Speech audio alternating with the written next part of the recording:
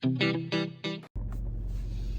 kawan-kawan perempuan, jumpa lagi di podcast Kesandung Kawin bersama saya Wita Wibisono. Dan saya Chandra Cendil Widanarko yang akan mengantar cerita tentang pernikahan, perkawinan, pasangan, dan perempuan. Ini buat membuktikan bahwa yang namanya opening itu Kita nggak template kok. kita nggak template, nggak copy paste. Soalnya waktu itu sempet dituduh. Iya. Padahal kita segitu blow on-nya berusaha untuk persis sama, malah dikira template. Oke, kali ini kita mau ngomong soal yang viral-viral lagi. Ini ada Aku boleh ngemil nggak? Ya, mau ngemil lagi. Lapar. Rauk Jadi ngomongin soal yang viral, ini ada kasus selebgram katanya Cut Intan Nabila. Yang digebukin kan? Iya. Oh. Kan gue nyari tahu ini kasusnya apa sih ini? Gua nonton, tapi karena adegan yang kan gue nggak bisa ngeliat begitu kan serem ya, jadi gue matiin, cuma ngeliat teks-teks aja. Nah iya, gue nggak pernah mau buka karena udah tahu, udah terpapar orang bilang gila sadis banget. Udah gue nggak mau buka. Iya, Intinya adalah jadi cerita yang cerita dari berita resmi ya, dari berita resmi bilang si istri ini, si Cut Intan ini menemukan video porno di handphone suaminya. Terus dia nanya nih kenapa, ada apa dia marah, suaminya juga marah. Akhirnya mereka arguing. Abis itu terus si suaminya mukulin istrinya. Mukulinnya sadis loh itu. Ya. Gue sempat lihat sih beberapa second tapi terus dimatiin. Nah terus di situ ada bayi mereka di tempat tidur yang ketendang, ya kira-kira seperti itu. Sampai akhirnya dia ngadu mengangkat, rupanya sempat divideokan. Berarti kalau dia sempat memvideokan, artinya itu bukan kasus pertama. Bukan memvideokan, kali itu kayaknya dari CCTV deh. CCTV ya?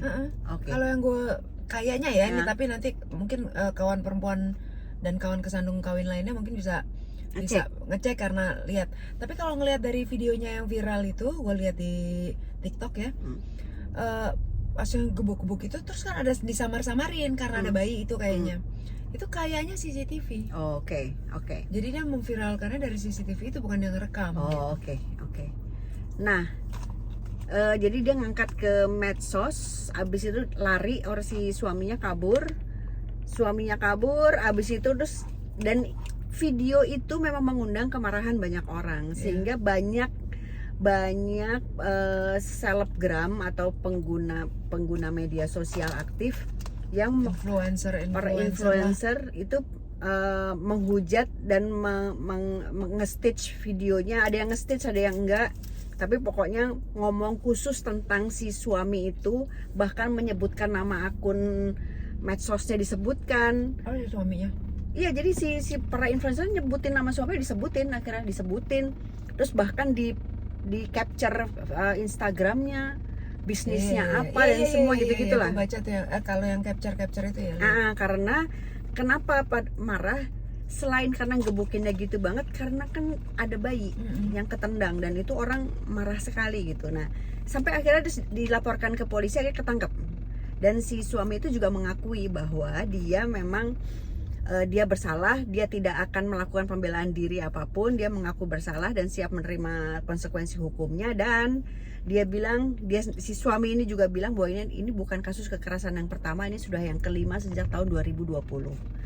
Nah, dia dengan gentle ya ngomong. Dia gitu ngomong, ya. Padahal istrinya nggak nyebut 5 kali itu.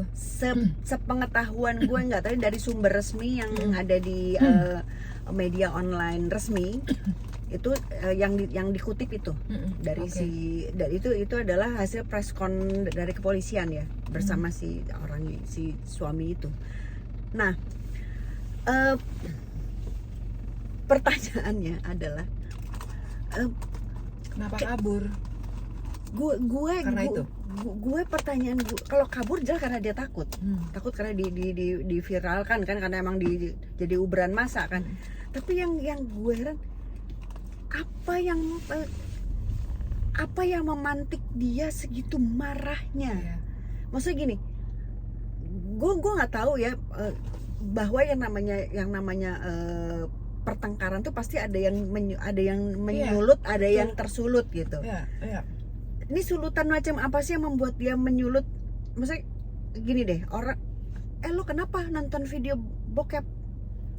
terus apa yang dari perasaannya dia, ada di pikiran dia itu tuh apa lah, emang kenapa ada ego apa sih yang tersentuh dari si laki ini, dan ego apa sih yang tersentuh dari si perempuan ini, betul. gitu. Ya, tadi kan kita bahas ya perkara ya, nggak bilang nih, kami terutama gue ya nggak bilang bahwa nonton bokep itu boleh, enggak gitu. Tapi itu kan pribadi ya. Iya. Itu kan itu keputusan yang diambil untuk dia pribadi. Iya. Selama apa yang dia kerjakan nggak merugikan orang lain gitu ya. Kalau ini bukan bokepnya ya, tapi apa yang dia lakukan pribadi gitu.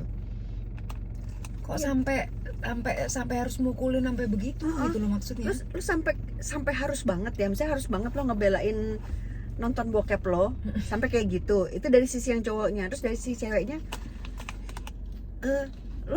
lu semarah apa sampai, tapi gini deh, gue nggak mau ngebahas itunya deh, tapi karena ini jadi bisa salah tangkep ya takutnya ya. Tapi kan bahwa intinya adalah bahwa yang si istri merasa marah karena dia tersinggung atau marah atau nggak suka atau apapun alasannya, gue nggak tahu, karena suaminya nonton bokep, suaminya tersinggung atau marah atau egonya terluka karena dia dilarang nonton bokep, dipertanyakan nonton bokep. Bos, nonton bokep itu bukan perkara gede menurut gue ya, menurut gue, karena untuk gini, bukan perkara gede untuk dipertengkarkan sampai segitunya. Bukan itu intinya gitu. itu. Sampai bahwa segitunya.